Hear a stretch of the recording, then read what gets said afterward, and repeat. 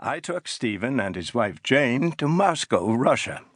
Despite the raging Cold War, I had been spending a month or so in Moscow every other year since 1968, collaborating on research with members of a group led by Yakov Borisovich Zeldovich. Zeldovich was a superb astrophysicist and also a father of the Soviet hydrogen bomb. Because of his nuclear secrets, he was forbidden to travel to Western Europe or America. He craved discussions with Stephen. He could not come to Stephen, so we went to him. In Moscow, Stephen wowed Zeldovich and hundreds of other scientists with his insights, and in return Stephen learned a thing or two from Zeldovich. Most memorable was an afternoon that Stephen and I spent with Zeldovich and his Ph.D. student, Alexei Starobinsky, in Stephen's room in the Rossiya Hotel.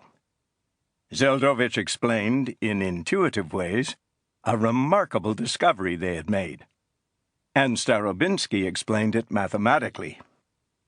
To make a black hole spin requires energy. We already knew that. A black hole, they explained, can use its spin energy to create particles, and the particles will fly away, carrying the spin energy with them. This was new and surprising, but not terribly surprising. When an object has energy of motion, nature usually finds a way to extract it. We already knew other ways of extracting a black hole's spin energy. This was just a new, though unexpected way. Now, the great value of conversations like this is that they can trigger new directions of thought, and so it was with Stephen. He mulled over the Zeldovich-Starobinsky discovery for several months, looking at it first from one direction and then from another, until one day it triggered a truly radical insight in Stephen's mind. After a black hole stops spinning, the hole can still emit particles.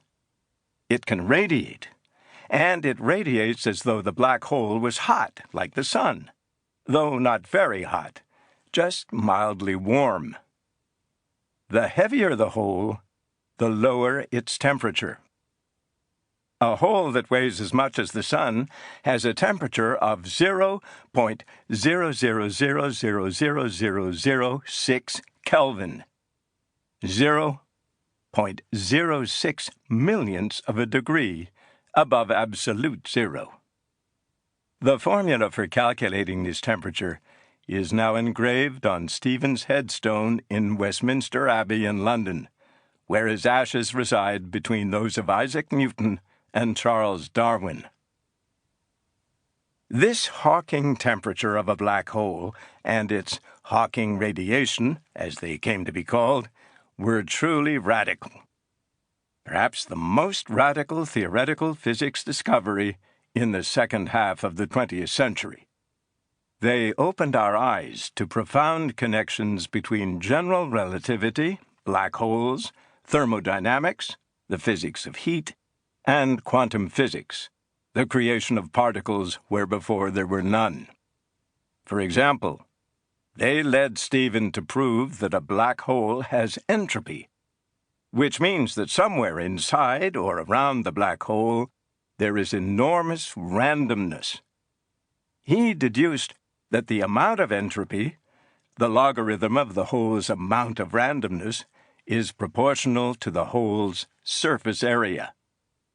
His formula for the entropy is engraved on Stephen's memorial stone at Gonville and Caius College in Cambridge, where he worked.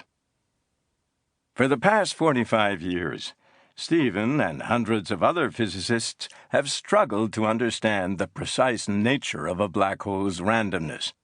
It is a question that keeps on generating new insights about the marriage of quantum theory with general relativity. That is, about the ill-understood laws of quantum gravity.